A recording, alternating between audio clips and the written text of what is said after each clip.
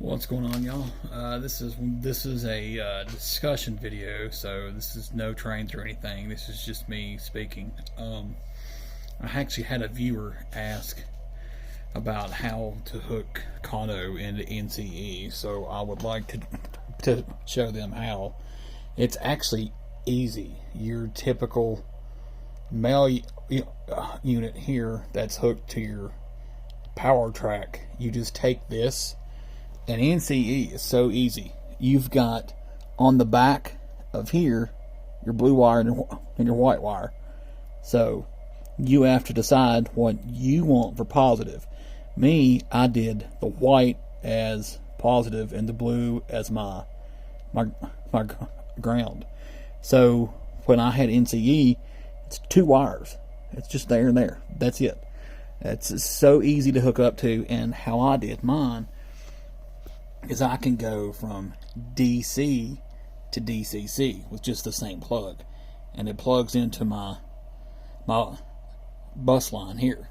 So I've got the bus line, and then every 6 feet I have my taps. So this is straight power wire, and they're every 6 feet on the entire track all the way around. Now, the track, guys, I'm gonna tell you now, I struggled bad. Very bad. I have never soldered before. I used to work on stereos way back in the day. I'm 38, so more or less 20 years ago or more. So I was used to soldering there, but that's 18 gauge wire, 12 gauge wire, even 4 gauge. So I mean, it's bigger, thicker wire, and it's easier to do. This is 20 gauge, stuff like that. So I had an extremely hard time soldering. I'll show you my solders. I am not very proud of them, but I'm still learning. Had a time with those pins that you saw, because with the pins, if the train is going at too fast of a pace and the pins are overhanging, it smacks the pin and derails. So I'm still learning. I'm nowhere near done with this. I will say this to a lot of those who have actually been viewing me for a long time. My videos are going to become more and more sparse. My main hobby has and always will be automotive. And I'm now at a financial standpoint of I'm able to afford to do that hobby. Now, y'all think trains is expensive? You look up the price of an LS2 Corvette engine, and then we'll talk. So, I have very expensive hobbies. I've actually had such a hard time with this track. I've become very frustrated. That's what took me so long. It's the fact that you've got to get it just right. You've got to get the length, and then I bought the track clippers. I hate these things. A Dremel. Get a Dremel. Don't even fool with these, because they do a compression cut, and if you try to cut through, let's say, your ties here, it dulls the blade on this. So if you don't know how to use these are for metal only. Do not use these on anything else. Don't use them on your plastic ties here. None of that. I dulled these already, so I had to sharpen them up, which was real fun since there's a bevel on the ends of these. They're all right, but there's already a nick out of here, so I just switched to a Dremel. It's just so much easier. It smooths the edges as they go. With the nippers, if you don't cut it just right, it'll kind of make the edge of the track a little bent. So when I redo this, yes, redo, this was just to see how it would look, to see how it would fit, how I would lay it out. I tried to do it in SCARM, and SCARM If you guys haven't heard of it, y'all need to look it up. It's a railroading design app. It's like an app or a program, and you pay a one-time fee, and it's locked to that laptop that you use. So you cannot re-download it onto another computer or anything. But SCARM is really helpful. So now that I've got this down, I know I can go into SCARM and add to the basis of this as a template.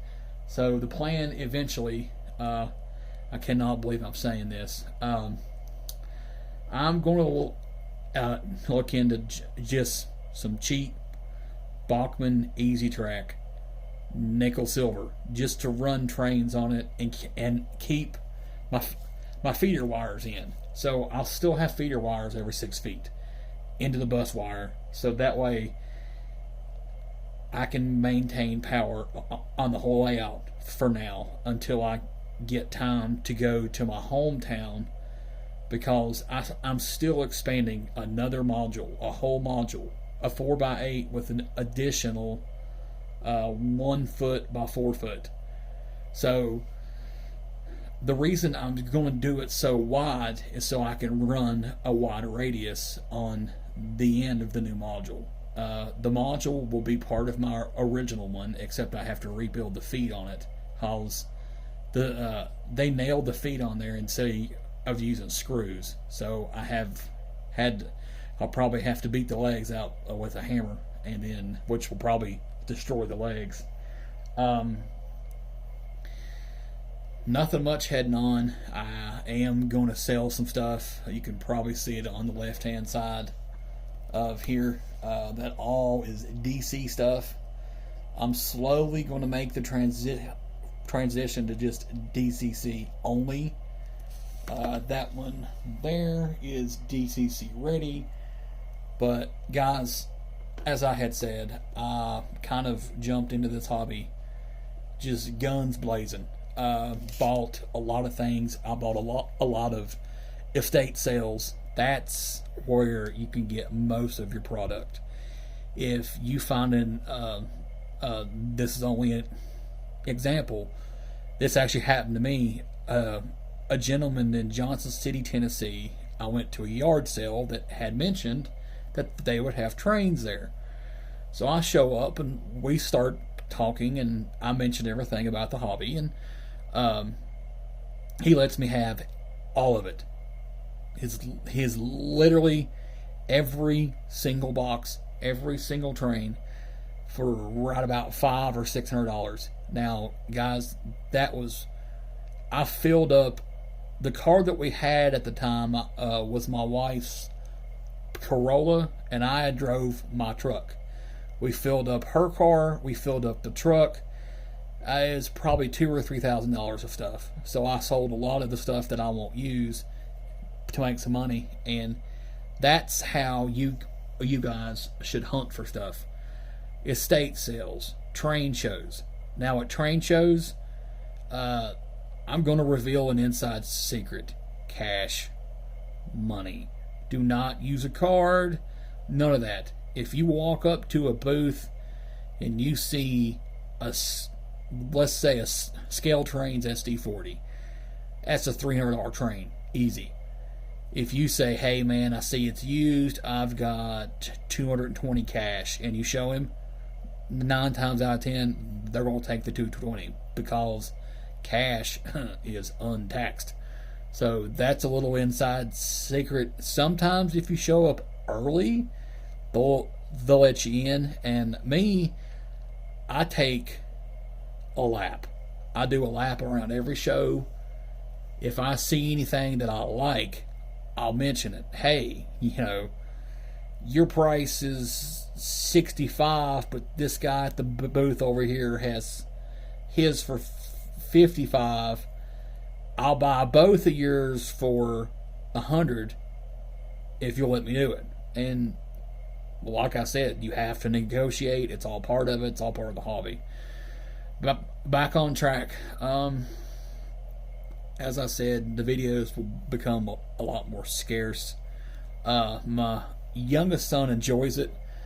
But as I said, with all the problems I'm having with this track, I'm better off to just bite the bullet, go see my buddy Randy at his store and say, hey man, I need some Bachman track. If you have any used, set it aside for me. Because this entire edge here is 28-inch curve up until right about halfway through.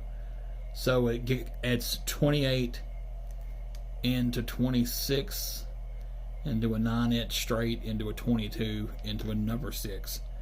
On the other end of the track is 22. So that end up there is 22. Plus another thing I'm having issues with is my cats. My cats are my pets. But the thing is, when they jump up here, they move the track. Now it's only pinned. This will not be my permanent layout until I'm set to do everything. And then in that case, this has a plastic film on it, so I'm going to peel off all the film. I'm going to kind of rough up this and paint it. This whole thing will be tan. I already have the holes for the feed wires in, so I'm going to leave those where they're at and go from there. Yes, I'm doing it again, but as I had said, this was just a test. I wanted to see if I could do it. Took me a while, made a lot of mistakes, but that's all. As much as I hate to say it, that's part of the hobby. You're going to make mistakes. You're going to learn from them. You're going to roll with them, and you're just going to keep going, because that's all you can do. Actually going to call this a night. Hadn't been sleeping well. It's been storming really bad here, and the kids sleep light, so my boys are first. But if you guys have any questions, I'm fine with discussions. As I had said, I'm not sure if it was a gentleman or a lady. I believe it was a gentleman that I was asking about the kato track. And as I had said in the beginning of the video, kato is extremely easy. The female end will head from the back of NCE here into the male for the track, and that's it. It's super easy. I actually kept that because I like their plugs, so I actually bought a whole set of kato track plugs. So I'm going to use those for my power hookups. I still have this track here only as a test track. That's it. But y'all, I'm gonna hop off here just in case it storms. But if y'all have any more to ask, I'm here to help. So as I said, the videos will be more sparse. I'll still be here. Give me time. I have a lot heading on. So, but y'all stay tuned. I'm hoping I can start to break out the good trains, the scale trains, and test out the power of them. I have not had a chance to really pull some heavy loads yet. We're wanting to try to do a triple header and run them and pull at least, I'm hoping, 60 cars. I'm going to start to do some upgrading. I'll probably video that and show a few things I do to upgrade stuff. But y'all stay tuned, and I'll hopefully be back in about a week or so, and I'll do a video on the upgrades and stuff. But thanks for watching, y'all.